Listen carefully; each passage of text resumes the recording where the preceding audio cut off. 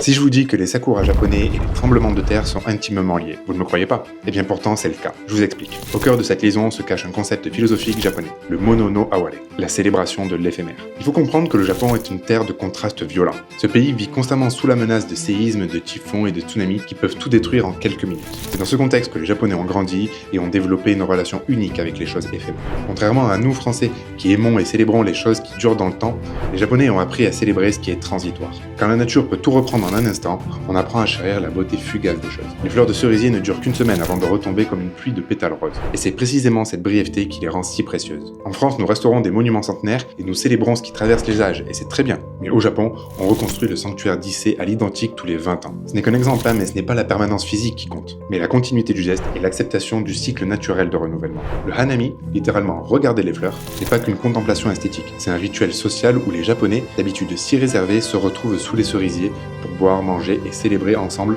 le caractère éphémère de la vie. C'est une sorte de réponse joyeuse face à l'instabilité de leur environnement. Les sakuras nous rappellent que tout est éphémère. Apprendre à apprécier pleinement ce qui existe maintenant sans s'attacher désespérément à sa permanence. Depuis que j'ai compris cette dimension, je ne regarde plus les sakuras de la même manière. Ce n'est pas uniquement un joli décor pour les selfies ou pour les posts Instagram. C'est toute une philosophie de vie forgée par des siècles de coexistence avec une nature imprévisible et parfois cruelle. Retenez bien ça et la prochaine fois que vous voyez des cerisiers au Japon, vous ne les verrez plus de la même manière. N'hésitez pas à me dire en commentaire ce que vous pensez de cette façon de voir les choses. En attendant, je vous dis prenez soin de vous et à la prochaine.